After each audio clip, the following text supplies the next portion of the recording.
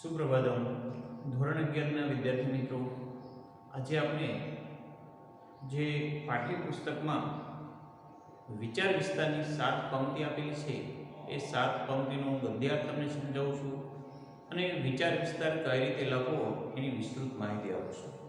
ધ્યાન આપજો વિદ્યાર્થી મિત્રો. ધોરણ 11 જરૂર નથી, ધોરણ 11 આ 12મા વાળાને પણ લાગુ પડે અને 10મા વાળાને પણ એ જ રીતે હોય. ગુજરાતી આપણો ટોપિક છે વિચાર વિસ્તાર અથવા એને અર્થ વિસ્તાર પણ કહેવાય છે.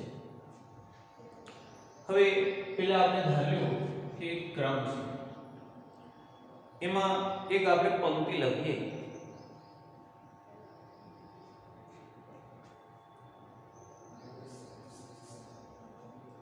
સત્યમેવ જયતે.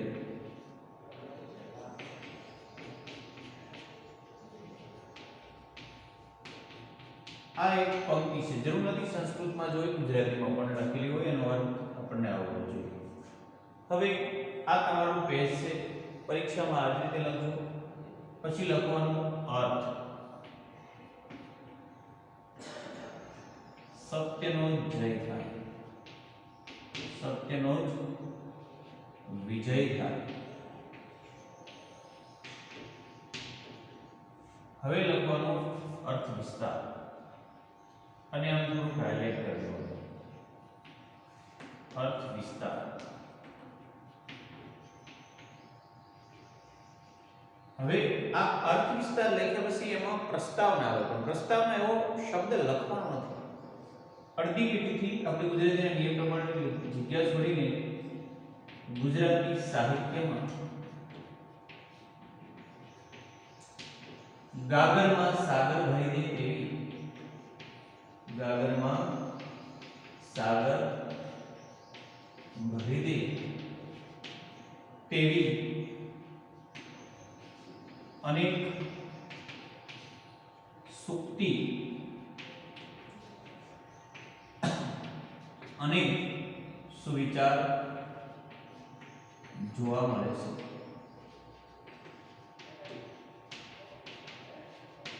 પછી આગળ લખવાનું, બધું લખતો નથી, તમે 5મા 7મા વાળા ફરી વાર પહેલા પંક્તિ લખવાની, પરીક્ષામાં કઈ રીતે લખવાનું શીખવાડું છું. પછી અર્થ, પછી વિચાર વિસ્તાર, એમાં પ્રસ્તાવના. ગુજરાતી સાહિત્યમાં ગાગરમાં સાગર સમાઈ જાય તેવી અનેક સુક્તિ અને સુવિચારો જોવા મળે છે. તેમાંની પ્રસ્તુત સત્યમેવ જયતે સુક્તિમાં સત્યનો મહિમા ગાયો છે અને કહ્યું છે કે સત્યનો જ વિજય થાય છે. પછી પેરેગ્રાફ પાડી અને એનો વિચાર વિસ્તાર કરવાનો કે સત્યને માણસ સત્તાથી, ધનથી, તાકાતથી, બળથી, વગથી દબાવી દે છે. અમુક સમય માટે કદાચ સત્યને દબાવી પણ શકાય છે, સત્યને ઢાંકી પણ શકાય છે. જગતમાં એવું ઘણીવાર બને છે કે નિર્દોષ માણસ હોય, સત્ય હોય, પણ એના ઉપર આરોપ મૂકી દેવામાં આવે, પણ એ સત્યને કાયમ ક્યારેય મિટાવી દેવામાં આવતું નથી. કોઈ સત્યને મિટાવી શકતું નથી. સત્ય ઉપર અસત્યનું આવરણ ચડી જાય, પણ સમયાંતરે સમય એવો આવે કે આવરણને હટી જવું પડે અને સત્યનો જ વિજય થાય. સત્યથી કદાચ માણસ પરેશાન હશે, પણ સત્યને કારણે ક્યારેય પરાજય નહીં હોય. વિજય હંમેશા સત્યનો જ હોય. આમ ગુજરાતી સાહિત્યમાં બીજા કોઈ કવિએ પણ કહ્યું છે કે સત્ય પરમો ધર્મ, તો કહ્યું છે કે ત્યાંથી નોટેડ કોમા કરી જગ્યા છોડી એક એક લીટી આગળ પાછળ છોડી અને બરાબર પેજની વચ્ચોવચ લખવાનું સત્ય પરમો ધર્મ, એટલે કે સત્ય શ્રેષ્ઠ ધર્મ છે. આ પંક્તિમાં પણ સત્યને ધર્મ કહેવામાં આવ્યો છે. સત્ય શબ્દ સાથે કોઈ ધર્મને, કોઈ દેશને લેવા દેવા નથી. સત્ય સનાતન છે. સૂર્ય ઉગે એ સત્ય છે, ઉગશે જ. માણસ જન્મે સત્ય છે કે એનું મૃત્યુ થશે. પછી એનું આયુષ્ય 10 વર્ષનું હોય, 50 વર્ષનું હોય કે 100 વર્ષનું હોય, પણ એક સત્ય છે કે એનું મૃત્યુ ચોક્કસ થશે. યત સ ઉત્પન્ને શ મૃત્યુ ધ્રુવમ. જે ઉત્પન્ન થાય છે ચોક્કસ એનું મૃત્યુ થશે. પછી એ જળ પદાર્થ હોય કે ચેતન હોય, જીવજંતુ હોય, પ્રાણી હોય, જેનો ઉદ્ભવ થયો છે એનો એકવાર વિનાશ થશે, એ સત્ય છે. આમ સત્ય જ હંમેશા પૂજાય છે, સત્યના જ ગુણગાન ગવાય છે, સત્યને જ લોકો આચરે છે અને સત્યને જ સલામ કરાય છે. એટલે આપણી ભારતીય સંસ્કૃતિમાં સત્યમેવ જયતે આ વિચારને, આ રત્નકણિકાને, આ સુવિચારને ખૂબ આદર આવકાર મળ્યો છે અને લોકોને એ સંદેશો આપવા માંગે છે કે તમે સત્યને પકડી રાખો, ડર્યા વિના. ક્યારેક એના ઉપર અસત્યનું આવરણ ચડી જતા સત્ય ઢકાઈ જશે, ક્યારેક વાર લાગશે, ક્યારેક મુશ્કેલી પડશે, ક્યારેક પરેશાન થશો, પણ તમારો વિજય ચોક્કસ સત્યથી જશે. એટલે સત્યને કોઈ હરાવી કે મિટાવી શકે નહીં. સત્ય મેવ જયતે, સત્યનો જ વિજય થાય. આમ તમે એક પેરેગ્રાફ વચ્ચેનો લખો એને વિચાર વિસ્તાર કહેવાય, વિષય વસ્તુ આધારિત. એમાં તમે બીજા ઉદાહરણ પણ લખી શકો, એક નાની એવી ટચુકડી લઘુકથા પણ લખી શકો કે કોઈ વ્યક્તિએ આમ કર્યું, એ સત્ય હતું, એ સત્યને સ્વીકારવાનું આવ્યું, પણ એક સમય આવ્યો અને એનું સત્યથી જગતમાં નામ ના થયું, સત્યથી એ જગતમાં ખ્યાતિ પામી. હવે ત્રીજો પેરેગ્રાફ ઉપસંહાર. ઉપરના પેરેગ્રાફમાં કોઈ કવિ સત્ય પરમો ધર્મ કે સત્યમેવ જયતેની વાત કરી અને સત્યની વિજય ગાથા ગાય છે. એ દર્શાવે છે કે સત્યને સહારે જીવનાર વ્યક્તિનું ક્યારેય હાર થતી નથી, હંમેશા વિજય સત્યનો જોઈ છે. ઓછામાં ઓછું સપ્લિમેન્ટરીનું એક પેજ તમારો અર્થ વિસ્તારનું હોવું જોઈએ. તો તમને 3 માર્ક્સમાં પૂછાય તો 2.5 અને 4 માર્કમાં પૂછાય તો 3.5 માર્ક્સ સુધી મળી શકે. આ શીખવાડવાનું મન એટલા માટે થાય કે કેટલાય વિદ્યાર્થીઓ અત્યારે હાલ પેપર જોઉં છું તો વિચાર વિસ્તાર લખતા જ નથી આવડતું. તમે બરાબર વિચાર વિસ્તાર લખતા શીખો. જો તમે વિચાર વિસ્તાર સરખો લખ્યો છે, અંદર સરસ મજાની પંક્તિઓ ટાંકી છે, તમે નવનીતમાંથી વાંચી લેશો, આ આટલું પૂરતું નથી. એક ફરીવાર હું તમને આકૃતિ ટાઈપ વિચાર વિસ્તાર લખતા શીખું છું. ધ્યાન આપજો. બધું જ લખવું બોર્ડમાં શક્ય નથી, એટલે તમે ધ્યાન આપજો. ધારી લો આ તમારું પેજ છે. અહીંયા હાસ્ય છે, અહીંયા હાસ્ય છે. હવે તમે લખશો પ્રશ્ન 1, વિચાર વિસ્તાર કરો. બરાબર ધ્યાન આપજો વિદ્યાર્થી. ત્યારબાદ તમે પંક્તિ લખશો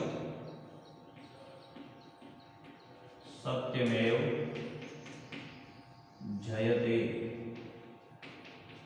બરાબર. અર્થ સત્યનો વિજય થાય. ઝીણા અક્ષર છે, કદાચ ન દેખાય તો ચિંતા નહીં કરતા, તમારે કઈ રીતે લખવાનું છે શીખવાડું છું. વિચાર અથવા વિસ્તાર અડધી લીટીથી શરૂ કરી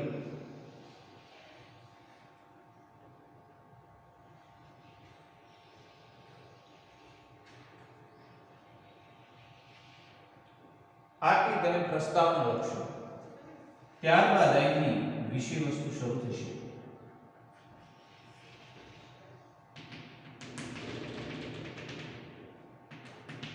આ ઓછામાં ઓછી 10 થી 12 લીટી હોવી જોઈએ.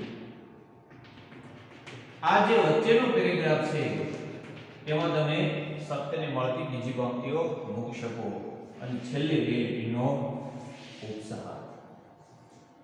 તમારા પેજમાં વિચાર વિસ્તાર આ રીતે એક પેજ પર જોઈએ.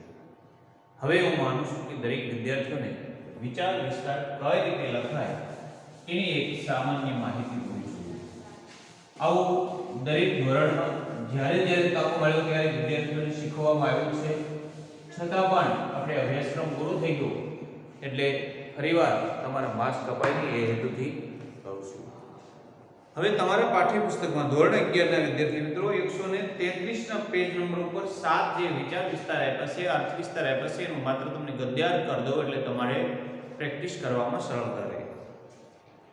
કે હિન જન્મે નવહીન માનવ, કે હિન કર્મે કરે હિન માનવ. આ પંક્તિનો ગદ્યાર્થ એવો થશે કે માણસ જન્મથી કોઈ ઉચ્ચ કે નીચ જ્ઞાતિનો નથી. માણસ એના કર્મથી ઊંચી કે નીચી જ્ઞાતિનો બને છે. માણસ જન્મથી કોઈ ઊંચી કે નીચી જ્ઞાતિનો નથી કે આ સવર્ણ છે, આ દલિત છે, આ ક્ષત્રિય છે, આ બ્રાહ્મણ છે, આ હિન્દુ છે, આ મુસ્લિમ છે. આવું કોઈ જન્મથી નથી, કર્મથી. જો તમારા કર્મ સારા હશે તો તમે ઉચ્ચ વિચારને આધારિત ઉચ્ચ જ્ઞાતિના ગણાશો, અને તમારા કર્મહીન હશે, કદાચ બ્રાહ્મણનો દીકરો હોય અને જો એના વાણીમાં સારી સરસ્વતી ન હોય, એનામાં સારા સંસ્કાર ન હોય, એનામાં કોઈ વિદ્વતા ન હોય, તો એ બ્રાહ્મણ કહેવાને લાયક નથી. હણોના પાપીની દ્વિગુણ બનશે પાપ જગના, લડો પાપ સામે અડગ દિલના ગુપ્ત બળથી. આવી વાત મહાભારતમાં પણ યુધિષ્ઠિરે કરી છે. હણોના પાપીને મારી નાખો, પણ એ પાપ નામનો જે વિચાર છે એને જડમૂળમાંથી નાશ કરો. પાપીને મારી નાખવાથી જગતમાં પાપ નષ્ટ નહીં થાય, કારણ કે બીજા એવી રીતે એક પછી એક જાગતા જશે, કેટલાને મારતા જશો. દાખલા તરીકે આપણે વાત કરીએ તો આતંકવાદી આપણા દેશમાં આવ્યા, મારી નાખ્યા. આ પ્રક્રિયા ક્યાં સુધી? પણ આ આતંકવાદ પ્રવૃત્તિ શા માટે ચાલે છે, આનું મૂળ હેતુ શું છે, એ જો સમજી વિચાર વિમર્શ કરી અને એનું જો નિરાકરણ કરવામાં આવે તો કાયમ માટે આતંકવાદ હલ થઈ જાય. એટલે ગદ્યાર્થ એટલું જ લખવાનું છે, બાકી વિચાર વિચાર તમને આવડશે કે પાપીને મારી નાખવાથી, હણી નાખવાથી પાપનો નાશ નથી થતો, પણ પાપ કર્મ કરવાના વિચારને જડમૂળમાંથી નાબૂદ કરવાથી પાપ હંમેશા માટે નાશ પામે છે. કોઈ મારા માર્ગમાં કંટક ભલે નહીં પાથરે, પુષ્પ તેના માર્ગમાં વેરીશું વેરીશું. આનો ગદ્યાર્થ છે કે મારા જીવનરૂપી રસ્તા ઉપર કોઈ કાંટા ભલે ફેંકે, પણ હું એનો બદલો કાંટાથી નહીં પુષ્પ વેરીને આપીશ. એ જેવું કરશે તેવું નહીં કરું. મારા જીવનના પથમાં, રસ્તામાં ભલે ગમે તે કાંટા નાખે, પણ એના જીવનના રસ્તામાં હું કાંટાને બદલે ફૂલ વેરીશ. જગની સૌ કડીઓમાં સ્નેહની સર્વથી વળી.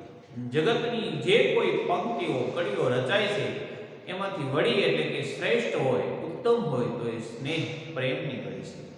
પ્રેમ ઉપર લખવાનું. ઈશ્વર પ્રત્યેનો પ્રેમ, પરિવાર પ્રત્યેનો પ્રેમ, દેશ પ્રત્યેનો પ્રેમ, પ્રાણી પ્રત્યેનો પ્રેમ, પર્યાવરણ પ્રત્યેનો પ્રેમ. આ બધા પ્રેમ જ છે. પ્રેમ એટલે આપણે એક એવી લઘુતાથી પીડાઈએ છીએ કે છોકરા છોકરી વચ્ચે જે સારા અને નરસા સંબંધો રચાય છે એને જ આપણે પ્રેમ કહીએ. આવું નથી. કોઈને એક ડોલ ભરી અને જો છોડને પાણી પાવાનું મન થાય તો એ પર્યાવરણ પ્રેમી છે, વૃક્ષ પ્રેમી છે, ફૂલ પ્રેમી છે. નિશાન ચૂક માફ, નહીં માફ નીચું નિશાન. તમે જીવનમાં, કારકિર્દીમાં ઊંચું ધ્યેય પસંદ કરો, કદાચ ત્યાં સુધી ન પહોંચી શકાય તો માપશે. એટલે કે નિશાન ચૂકમાં, તમે નિશાન ચૂકી જશો તો માપી છે, પણ તમારું નિશાન, ધ્યેય હંમેશા ઊંચો હોવો જોઈએ, નીચો નહીં. જે કર ઝુલાવે પારણું તે જગત પર શાસન કરે. માતૃત્વ ઉપર જેટલું લખો તેટલું છું. જે કર ઝુલાવે પારણું, કર એટલે હાથ, જે હાથમાં તેડી અને પારણું ઝુલાવતું હોય એ જગતની ઉપર શાસન કરે. સંત કે પગંબરો આટલો સંતોષ છે, ધર્મની શોભા વધે છે, પ્રેમ અને બલિદાન. સંત અને પેગંબરોનો આટલો સંતોષ છે. સંતો, પેગંબરો, ભક્તો એમ કહે છે કે ધર્મની શોભા તો પ્રેમ અને બલિદાનથી છે. કોઈ મને મારી નાખવાથી ધર્મ નથી હોતો, આ અધર્મની નિશાનીઓ છે. પ્રેમ અને બલિદાનથી સાચા ધર્મની ખરેખરી શોભાનો વધારો થાય છે. આ સાથે સાથ વિચાર વિસ્તાર, વિદ્યાર્થી મિત્રો, તમે તમારી પાકી બુકમાં સમયસર મોડું ફેરવીને લખી નાખજો.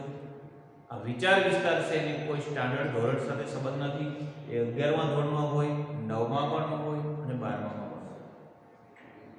લખવાની રીત ભૂલ નહીં કરતા. તમારા પેજમાં પેલા જે પરીક્ષામાં પેપરમાં પૂછાય એ પંક્તિ લખો, પછી એનો અર્થ લખો, પછી વિચાર વિસ્તાર એવો ટોપિક આપો અને વિચાર વિસ્તાર ટોપિકમાં પાછા 3 પેરેગ્રાફ પાડો. પહેલામાં પ્રસ્તાવને એવું લખવાનું નહીં, માત્ર આપણે કેમ બાકી બુકમાં મોટો પ્રશ્ન લખીએ છીએ એ રીતે. પછી વિષય વસ્તુ, એમાં એકબીજાને લગતી મળતી પંક્તિઓ, સંદર્ભ પંક્તિઓ ટાંકો અને અંતમાં ઉપસહાર અથવા બોધ. આટલું જો વ્યવસ્થિત લખેલું હશે તો કોઈ પણ વિચાર વિસ્તાર પૂછાય છે ચોક્કસ તમે સારા માર્ક મેળવવા માટે સમર્થ છો, લાયક છો. હવે ફરી કહું છું કે આ તમારા પાઠ્યપુસ્તકમાં જે અભ્યાસમાં આપેલી 7 પંક્તિ છે એનો વિચાર વિસ્તાર લખજો. Best of luck. Thank you.